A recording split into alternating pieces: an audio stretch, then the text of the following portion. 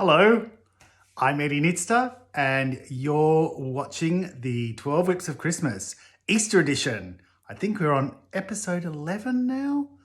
Ooh, it's been a long time between videos, but I'm here.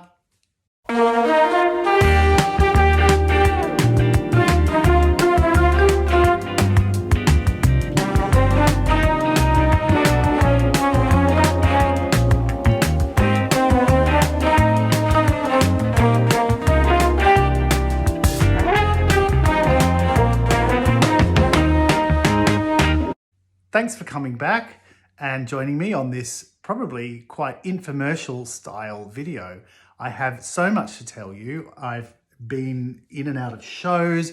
I've got new patterns coming. I've got new colorways. I've got a whole new range of new product. And I've just kind of been a little bit overwhelmed actually in getting it all together and trying to find a moment to sit down and take stock of everything. My studio is an absolute mess, and the sun's out and it's lovely and springy, and I'm in the garden doing all sorts of things, not planting trees. The finger's still very broken. So the first thing I just wanted to talk about was the yarn shows that I've recently done.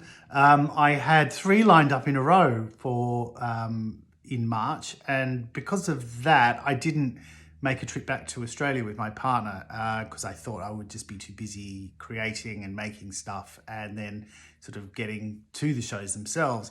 So I stayed in the UK, and then unfortunately I didn't actually attend 2 of them. So I probably could have gone to Australia, but look, you know, I'll go another time. And to be honest, the one that I did get to, the East Anglia Yarn Festival, was just so brilliant, and it was so amazing, and Laura did such a good job of organising that. I think I would have been exhausted if I had gone to the other 2. I don't think I would have been able to do it. So unfortunately I couldn't get to Buxton because, as you probably know, it was cancelled due to the sudden blizzard we had. I got as far as Bury St Edmunds in my car, and I got a call from Carol saying, you need to go home because it's cancelled. And unfortunately I won't be able to go to the scheduled show, which is in about a month's time at the beginning of May, because I'm going to be away. So unfortunately I will miss that, and you won't be able to find me there, but I will be at another couple of shows throughout the year. I'm going to be at the Southern Wool Festival and the Southern and Summer Wool Festivals. I will be at Yarndale, and I probably will be back at Bakewell. So look out for me there. So at the East Anglia Yarn Festival, I had a big stand there this time, and I was selling a number of new colorways, new patterns, and kits for these. And that was really exciting, and I had a really great time doing that. I also had the launch of my new Ombre yarns, which I've been working on since the beginning of the year. If you've been following my Instagram, you would have seen that. Oh, they're coming. Well, they're here now. They've landed. Yay! They're in the shop. I took them to East Anglia, and they were received really well. I sold quite a lot of them, and I still have quite a lot to go. The ones I'm selling at the moment are just Blueface Leicester DK. At the moment, I don't have any in merino, but these are coming. I will be now making blanks and dyeing up these in the ombre colors in fingering weight merino. I might even do DK weight merino. It just depends on the patterns that I can kind of come up with to go with them. This one here behind me, this is a pattern that I wrote for the DK, and it's an ombre, two ombre balls or cakes used simultaneously, knitted in 4 rows, with each color 4 rows, alternating color, and the color shift changes with both of them, so that moves across the garment. And I just done a triangular shaped shawl here with a feather and fan lace on the corner, And it's really fun. It's really lovely and super easy. I will be writing this pattern up, so look out for it. It will be coming probably in a month or so. So if you want some ombre DK, I've got that ready for that now.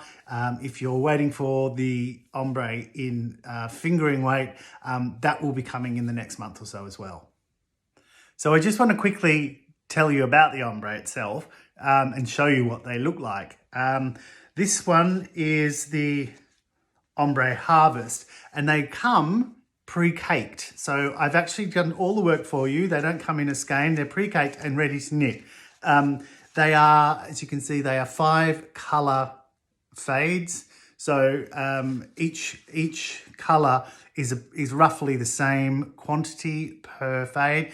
The colours don't recycle, so they don't come back to the colour. So some of the other commercially made ombre yarns or colour fade sets will return to the colour, so you can get these faded stripes if you're knitting a jumper. These don't do that, so you have to think about what you're making and design it accordingly.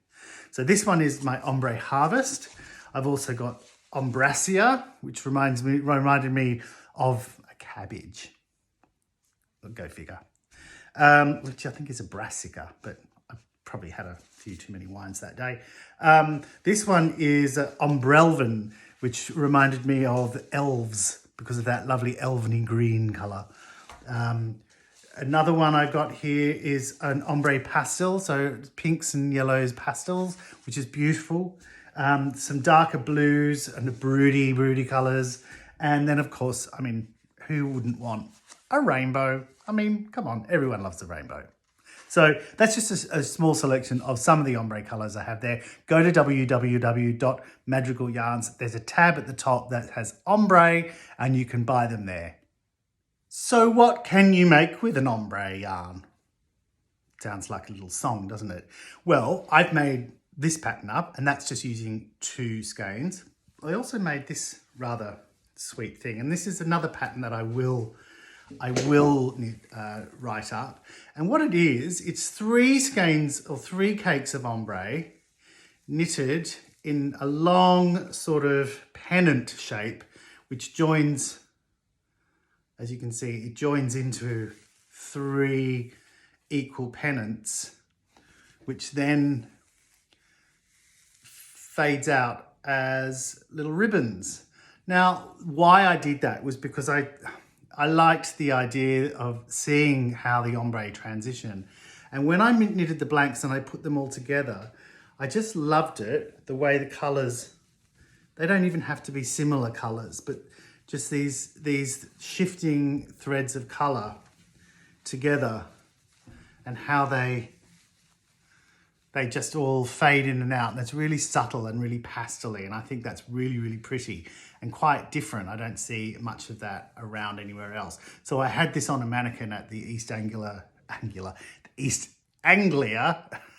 sorry, Yarn Festival, and it was a bit of a showstopper, I have to say. I had a lot of great comments about it, and I was very happy. So I will be writing this one up as a pattern as well. Look out for it. I don't even have a name for it, so some suggestions would be great if you have any ideas and you wanna put them to me. Happy to discuss it. Now I just wanted to have a quick update on the Gothica shawl that I did the last video about. I've got it here and I love it, and it went down quite well at the East Anglia Yarn Festival. Look, gorgeous. It's now live online. You can buy the pattern. It's selling quite well. There are also kits for it online if you want these colours. These are wonderful colours, I have to say. I think they're, for my money, they're the nicest colours that I do a kit with. So if you want to have a copy of this pattern and yarn kit, www.magicalyarns.com. They're on there under patterns and kits. Now I just wanted to tell you quickly about another pattern that I mentioned a couple of videos ago, and this is the Arctica shawl. If you remember this one, it's my sort of fan shawl. Fan shawl? What would you call it? It's a chevron. It's a sort of a chevron shawl. The pattern is now ready. It's about to be launched. It's going to be on the website next week. My good friend Didier in France has been helping me and testing it with me. I've got the thumbs up from him. Thanks, Didier. And I believe he's going to have it on his podcast as well next week. So Ophi de Horus, I think is his business name, which is the son of Horus. I hope so. And so if you follow me, you probably find him there. He's a wonderful guy, and he has some beautiful yarns as well. So thanks, Didier. And hopefully that will be in the shop and you can download that. The fade kit that I have for that will also be available as a kit, as they all are. Finally, we're getting to the 12 Whips of Christmas bit, because this is a project that I was working on last year for Christmas, and it's the butterfly shawl and it's the butterfly fade. And you will have seen on my Instagram, I've been drip feeding the butterfly colors into the website and into my shop. But I also have now written a pattern for a shawl. I'm also doing the poncho, if you remember the poncho, which, you know, I actually got to the end of it and I didn't like it. So I undid it and I'm making another one. That's coming later. But this is the color fade for the butterfly. And it's a beautiful set of tonals, speckled tonals. And I'm just gonna now show you the butterfly shawl that I made with it. This one is a bit different to the others in that it has a central shift in direction of the knitting. So it starts off as a triangular shawl on the bias with the colors, and it's symmetric. So you use 10 grams of each mini going to the center, where you change directions and then go back the other way. So what you get is almost like butterfly wings. Really, there are some lovely stitches in here. I tried to keep it simple to each color, and I've got this beautiful little circular lace detail that I've made up. And the rest of it is just simple feather, normal lace work and knitting and purling. So very, very simple. I am going to be writing this pattern up next. I had lots and lots of comments at the show, people asking, when's the pattern coming? When's the pattern coming? Well, it's coming next. It's the next one I'll be doing. I basically started this off as a set of 7 butterfly colors, which I have dyed up in 100-gram skeins of fingering weight, and they are available, or a few of them are available on the store. Some more are on their way. And then after that, separately, I decided to do it as a fade set, and I've added a few extra colors. I've added some light pinks and some purples because I kind of just thought it needed something just to give it a little bit of voom. I've named all the colors, the 7 colors, I've named them after butterflies that we find in our fields and in meadows. And I think that's, quite cool. And the 4 colors of purple, the purples and the pinks, I've named them after the actors of the Wendy Craig show Butterflies. I don't know if you ever saw it, but it was great. And Wendy Craig, I just loved, it reminds me of my childhood. So if you want a set of the butterfly fade set, they will be up on the website as of Monday.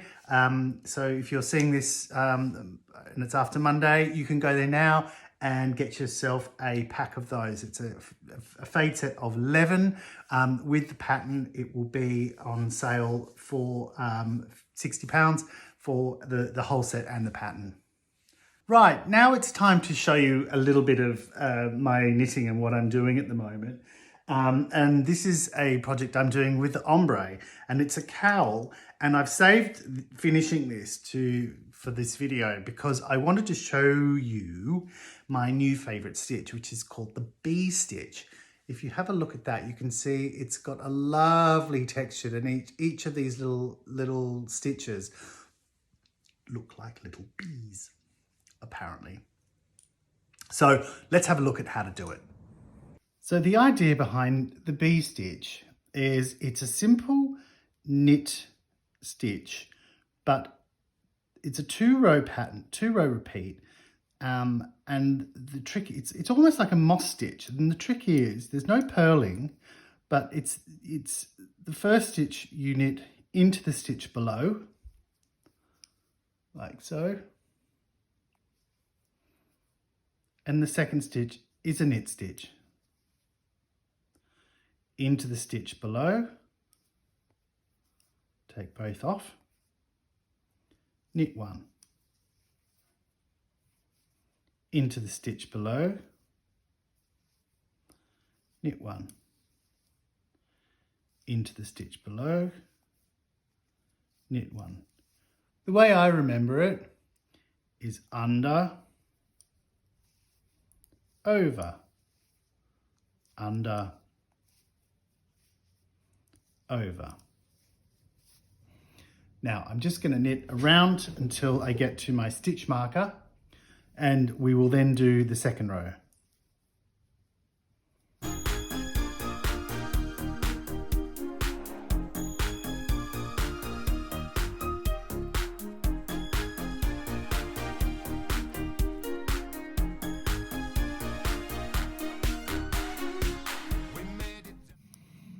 Okay, now I've got to the second row.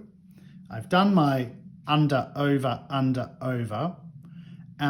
if you are knitting square, a knot in the round like I am, you would then turn around and just do a knit. You would just knit the second row.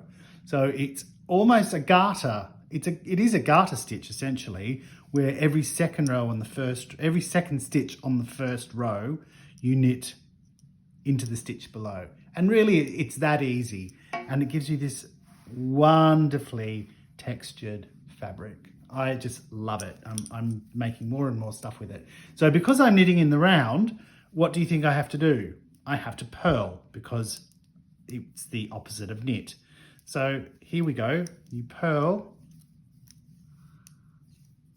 purl, purl, purl, purly whirl, and you'll see it comes up with the purl bubbles at the front, and that's what you then will knit into. So you never actually see those purl bubbles. It actually looks like it's all a knit. It's all a stocking stitch knit with these larger stitches, but that's how deceptive this is. So it's not stockinette. If you're knitting in the flat, there's no purl, but because I'm knitting in the round, there is a purl. I will be purling to get that same effect. And what this is going to be eventually is it's going to just be a very simple cowl. It's one single skein or ball of ombre, and this is my ombre forest color. This is in a merino. This is one of the original colors that I dyed up. So I'm just using some of my testers at the moment to just test the size of garments. What can you get for a DK skein? You know, a lot of the time people want to have a one skein project, and I think a cowl is perfect for a one skein project. So it's a matter of getting the tension right, getting the gauge right and the needle size right, and in making that one skein last all the way to the end of your project. You can see also how lovely the ombre is, how lovely and subtle the color change is. You can see there are distinct colors there. It does stripe, but that fades in. And you know what's great about that? There's no ends. You don't have to tie in any ends. Yay! So that's all from me this time. Thanks for watching again. I know it's been quick. Well, I tried to make it as quick as possible and speed through all of the stuff I'm doing. But the sun is shining. Go out and enjoy it. Go out and see your family. Take your knitting with you. I always do. And if you need anything, need any yarns, you know where to get me, www.madrigalyarns.com. And I'll see you next time on the 12 Weeks of Christmas.